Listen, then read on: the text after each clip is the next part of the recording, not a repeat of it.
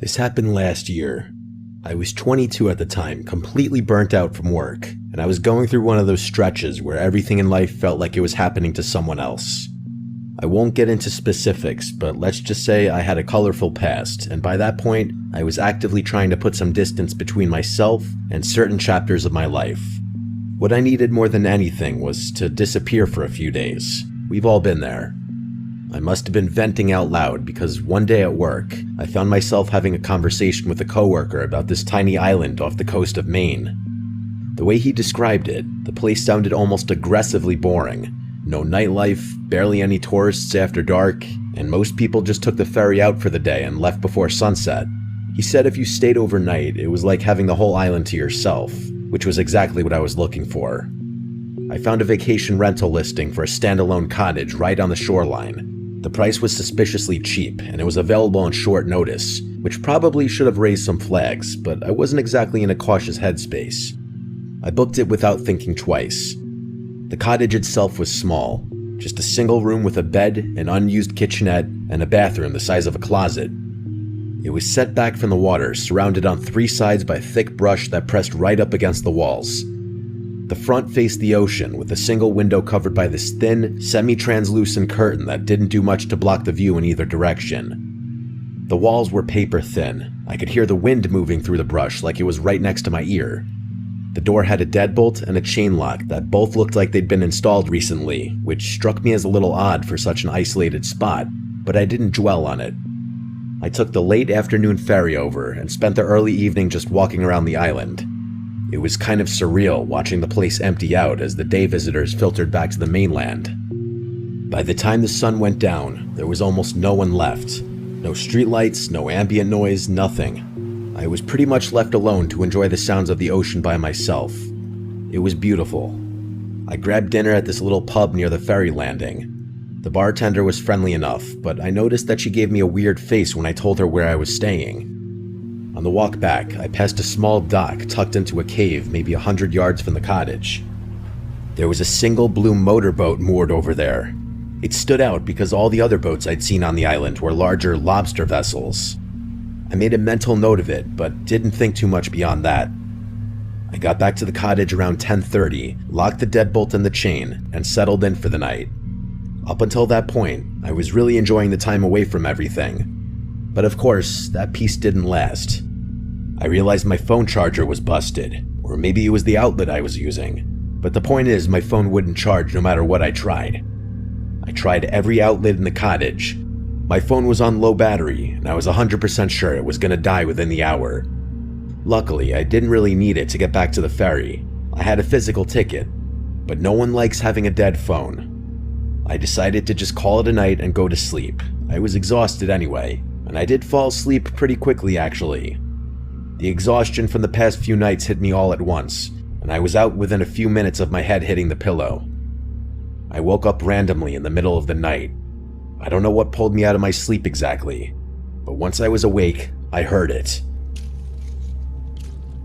Footsteps on the gravel outside the cottage. They were close, right in front of the door, and whoever was out there was taking their time, which I could tell because there was a long pause in between each step. It definitely didn't sound like an animal scurrying around. I shifted in bed just slightly, and the footsteps stopped immediately. The silence that followed was uncomfortable in a way that I couldn't really describe. It stretched on long enough that I started to convince myself I'd imagined the whole thing, or that it really had just been an animal. I didn't want to move, so I just stared at the ceiling in that same position. I'm not sure what I was waiting for, but I was so freaked out that I couldn't even think straight. And a few minutes later, the footsteps came back. This time there was no mistaking the direction. They weren't passing by, they were approaching. I heard them come right up to the entrance of the cottage and stopped directly in front of the door. At that point, my heart was damn near pounding out of my chest. I felt like they could hear it, but there was nothing I could do besides try and be as silent as possible. As if the situation wasn't bad enough, whoever was out there turned on a flashlight and tried shining it through the front door. I couldn't move because I was petrified in fear. That person clicked off the light and tried the door handle. I shut my eyes and prayed the deadbolt would hold, and it did. I thought that would be enough of a deterrent, but I was wrong. A few seconds passed, and then they tried again, putting more weight into it this time. Then came several hard bangs, one after another. The sound was so loud in that tiny little cottage that I actually flinched with each impact. The bangs activated my brain though. The threat was more real, and even though I was still terrified, I knew I had to do something. So without thinking, I jumped out of bed while that person was still banging on the door and crouched down behind it. I was fully prepared for what was about to happen, but instead of that person bursting through the door, everything went quiet. I stayed crouched down for a few seconds, trying not to breathe too loudly. And then, and I still remember this vividly, whoever was on the other side of the door spoke. "I know you're in there, Leo." I almost yelled out in shock, but I stopped myself. It was a man's voice, one I didn't recognize, but he somehow knew my name. He knew I was there. The footsteps moved away from the door and along the side of the cottage. I tracked the sound as it passed the bathroom wall and continued around. He was taunting me. He knew I was in there.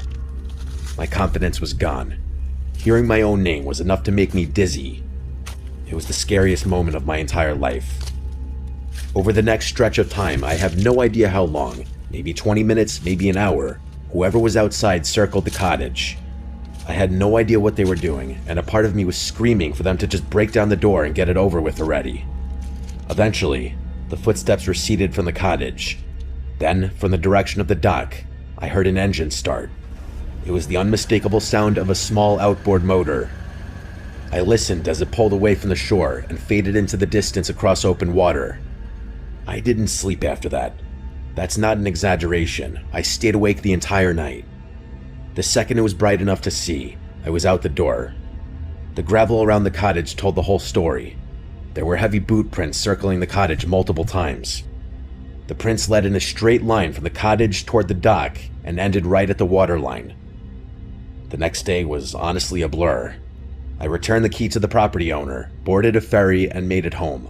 But I was not in a good headspace. Here's the thing that still gets me.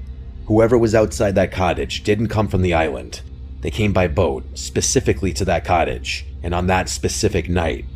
They knew my name and exactly where I'd be. The thing is, I have absolutely no idea how they could have tracked me down.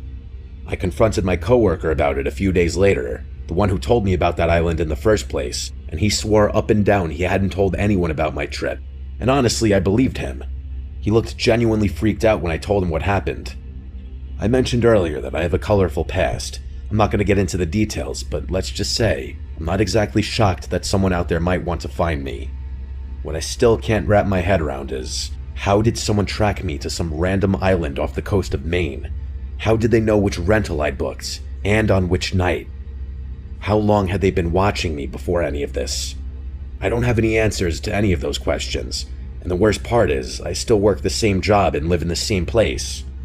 Nothing has changed since then, but I have no reason to believe things are over.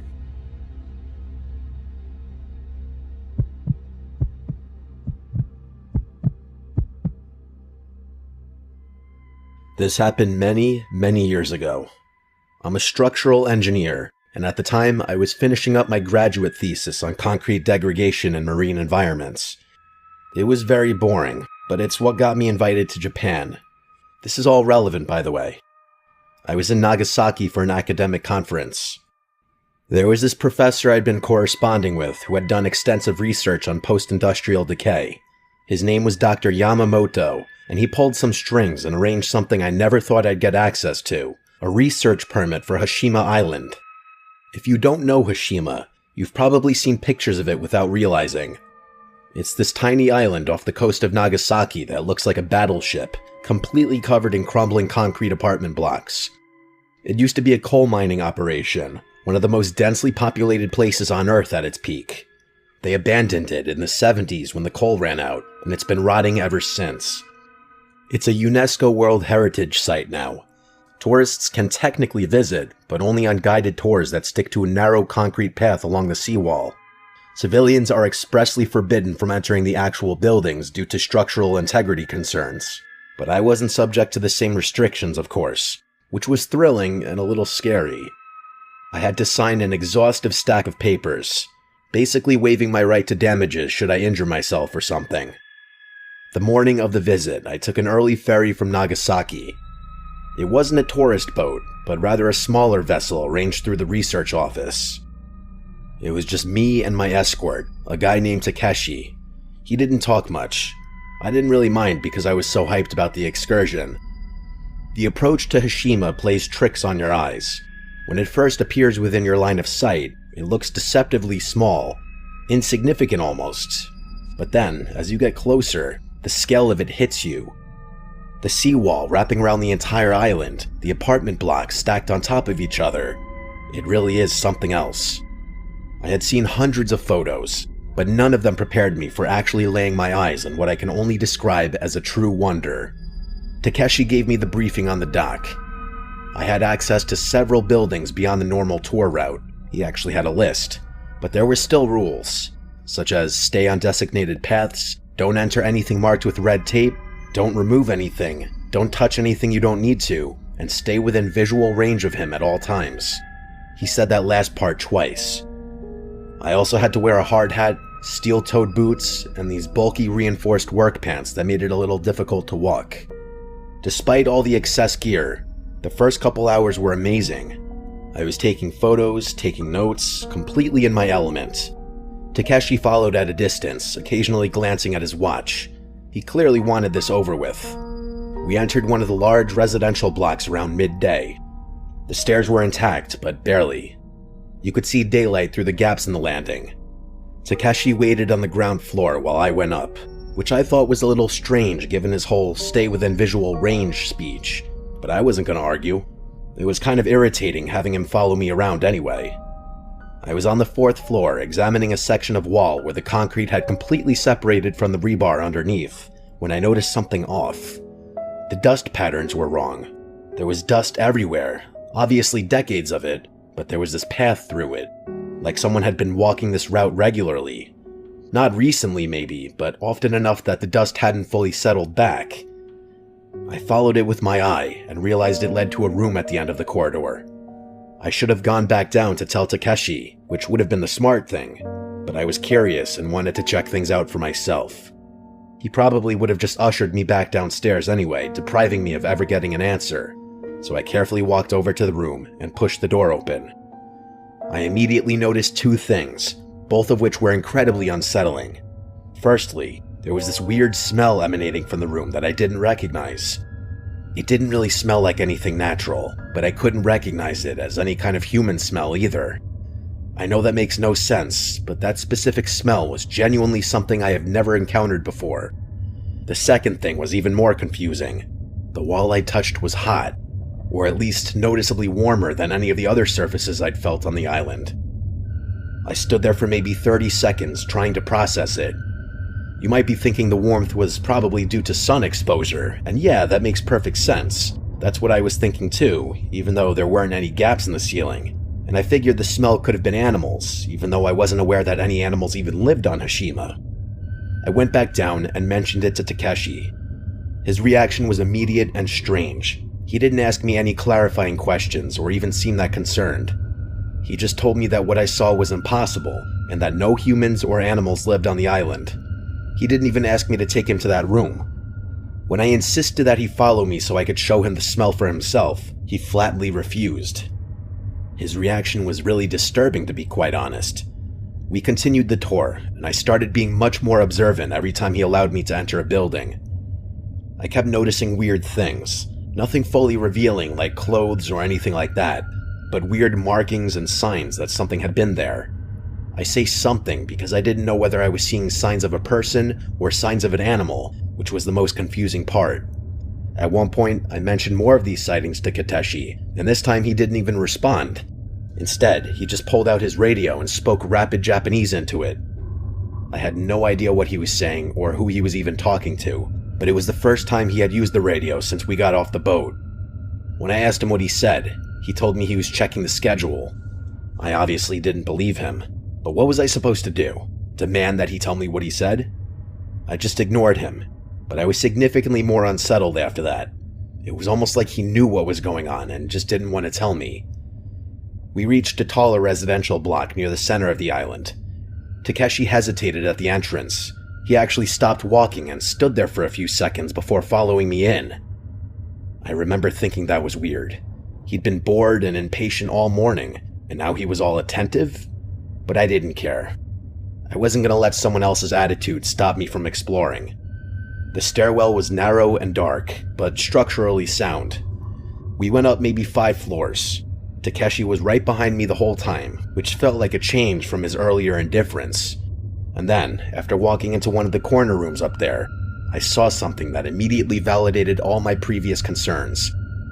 Against one of the walls was a pile of blankets and a few empty bottles of water. There was no mistake about it this time. I was looking at definitive evidence of human habitation.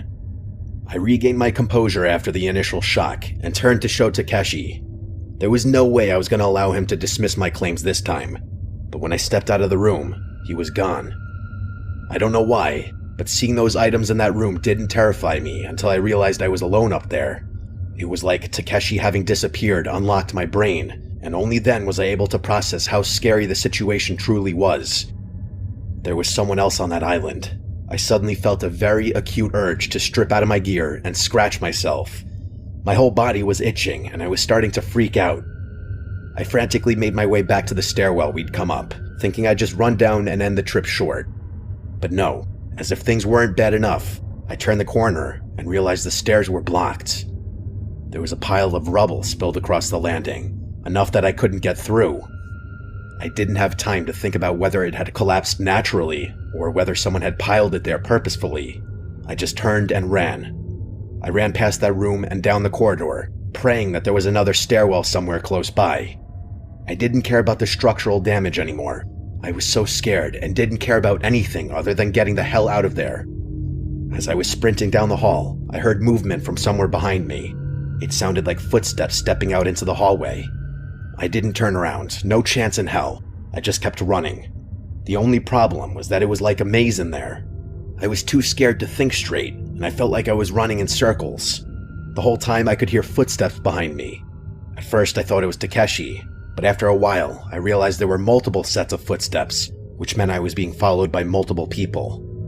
I finally found another stairwell, and I practically jumped down it. I don't remember much about getting out of the building. I remember daylight and then sprinting across open ground and then the dock. Takeshi was just standing there by the boat. Seeing how unfazed he looked took me from scared to downright angry. I started screaming at him about what I had seen, about the people in that building, about him abandoning me, everything. I think I even accused him of piling that rubble up in an attempt to strand me in there. He barely even blinked. It was like he wasn't hearing what I was saying. I wanted to put my hands on him, but that would have been a terrible idea. He was my way off the island. He had all the power. I had none. The way he didn't even react to what I was saying only made me angrier. At one point, I actually kind of hoped that whoever had been stalking me in that building would turn a corner so Takeshi would believe me. He waited for me to finally calm down, and then instead of acknowledging anything I had said, he just said we were leaving. I didn't know what to think. I was still pretty unsettled and scared at what had just happened, but I was also horrified that this guy was refusing to acknowledge any of it. It genuinely made me think that he knew something about what had happened. Or worse, maybe he had caused it himself. Maybe he had been the one to pile that rubble. But the worst part was that I had to sit through an entire ferry ride back to the mainland with him. I was genuinely worried for my safety, but we made it back, and that was that. As soon as I got somewhere safe, the first thing I wanted to do was report my sightings. That there were people on Hashima. That was extremely concerning. So I contacted the only person I could think to contact. The only person who had any connection to both me and the island. Dr. Yamamoto. But I couldn't get a hold of him. Fast forward 2 weeks. I was back in the US at that point, and I still couldn't get a hold of him. It was like he had disappeared. I tried my best to report what I had seen to the relevant authorities, but I don't think anything came of it. I don't think anyone believed me. It's been years and years and years since this all happened, but this is a story I'll tell anyone who will listen. Strangely, the thing that gets to me the most isn't what happened on the island, but what happened after. The fact that I couldn't get in contact with Dr. Yamamoto, despite him going to great lengths to arrange my visit to the island. The thing I regret the most is not taking more action to get to the bottom of what was going on there. If I had spoken Japanese, or if I didn't have to return to the US so quickly, I might have been able to do something. This is something I'm gonna think about forever.